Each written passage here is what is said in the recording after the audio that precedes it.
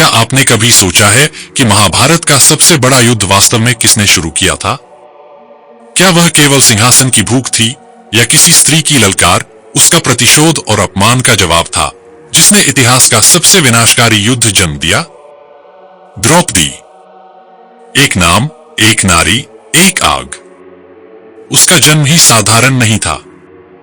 वह अग्नि से उत्पन्न हुई थी और शायद इसी कारण उसकी आंखों में एक अलग चमक थी, स्वाभिमान की, गरिमा की और अन्याय के विरुद्ध आवाज उठाने की। वह सिर्फ पांचाल की राजकुमारी नहीं थी, वह थी वो चिंगारी जिसने महाभारत की ज्वाला को जन्म दिया। लेकिन क्या वह सिर्फ चिंगारी थी या वह खुद आग बन गई? जब हम द्रौपदी की कथा की ओर देखते हैं तो हमें एक स्त्री नहीं दिखती, बल्कि एक विचार दिखता है, एक ऐसा विचार जो हर युग में प्रासंगिक है। जब द्रौपदी का स्वयंवर हुआ तो वह वहां किसी राजसी ठाठ के लिए नहीं बैठी थी। वह अपना जीवन साथी खुद चुनने आई थी, इस उम्मीद में कि वह पुरुष उसकी भावनाओं, उसकी गरिमा और उसकी स्थिति का सम्मान करेगा। लेकिन क्या यह सम्मान उसे मिला? जिस क्षण अर्जुन ने मछली की आंख भेदी और द्रौपदी को जीता, वह क्षण केवल एक विवाह का नहीं, बल्कि एक नई कथा का आरंभ था।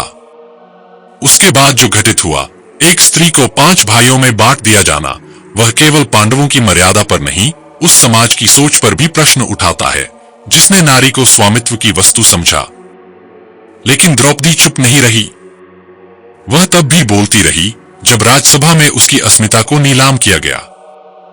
उसके क्रोध में कोई व्यक्तिगत द्वेष नहीं था, उसका प्रतिशोध किसी एक व्यक्ति से नहीं था, वह उस पूरे तंत्र से था जिसने उसे अपमानित किया और चुपचाप देखता रहा। उस सभा में जब दुशासन ने उसे खींच कर लाया और द्रौपदी ने प्रश्न किया, क्या मुझे दांव पर लगाया जा सकता था? यह प्रश्न केवल पांडवों से नहीं था।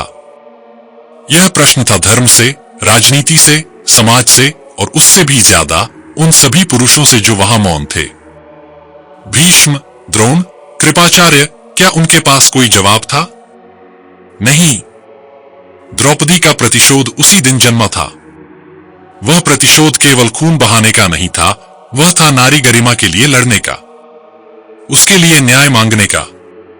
वह क्षमा कर सकती थी, पर उस सभा का अपमान उसके अंतर्मन में ऐसे अंकित हो गया जैसे किसी शिलालेख पर खुदा हो। क्या आपने सोचा है क्यों द्रौपदी ने शांत नहीं किया युद्ध को? क्यों नहीं उसने युधिष्ठिर को रोका? क्योंकि वह जानती थी कि कभी कभी युद्ध टालना कायरता होती है, कभी कभी न्याय के लिए युद्ध आवश्यक होता है। वह जानती थी कि शांति की बातें तब बेमानी होती हैं जब सम्मान की धज्जियां उड़ाई गई हों। द्रौपदी का प्रतिशोध कुरुवंश के विनाश तक गया। वह कोई साधारण बदला नहीं था, यह एक आदर्श था, एक चेतावनी थी और एक घोषणा थी कि नारी को नीचा दिखाने का मूल्य चुकाना पड़ेगा। उसने भीष्म जैसे महान योद्धा से भी उत्तर मांगा और कृष्ण को भी अपने पक्ष में लाने के लिए अपनी पीड़ा साझा की।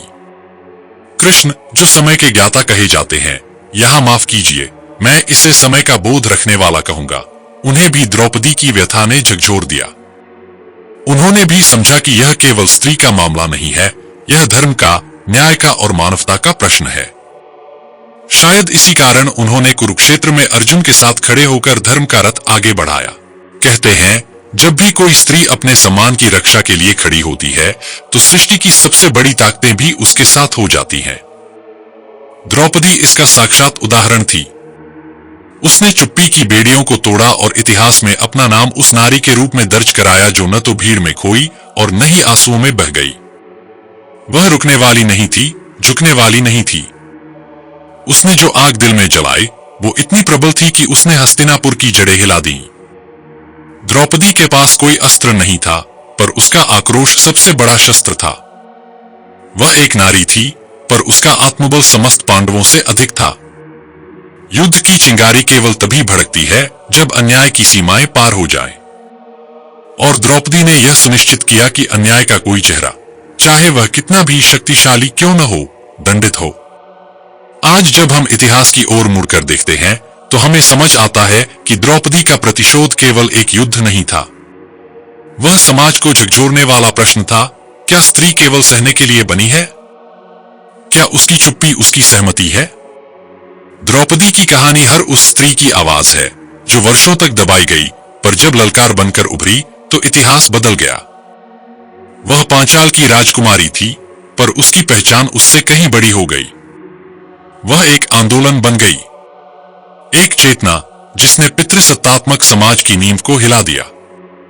और यही कारण है कि आज भी जब कोई स्त्री अन्याय के विरुद्ध आवाज उठाती है तो लोग कहते हैं उसमें द्रौपदी की आत्मा है। द्रौपदी की कहानी में जो सबसे महत्वपूर्ण पहलू है वह यह कि उसने कभी खुद को अबला नहीं समझा। उसने इंतजार नहीं किया कि कोई आकर उसे बचाए।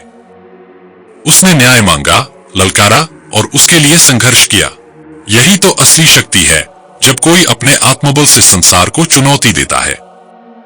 महाभारत का युद्ध केवल शस्त्रों का संघर्ष नहीं था, वह विचारों का युद्ध था।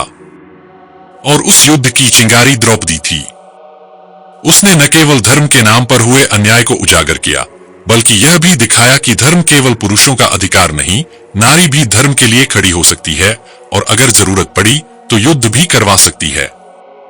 कभी कभी लोग यह प्रश्न उठाते हैं कि अगर द्रौपदी अपने अपमान का बदला नहीं चाहती तो क्या महाभारत का युद्ध होता? शायद नहीं। लेकिन क्या उस अपमान को अनदेखा करना उचित होता? कतई नहीं। और यहीं से द्रौपदी का प्रतिशोध इतिहास की सबसे सशक्त घटनाओं में से एक बन जाता है।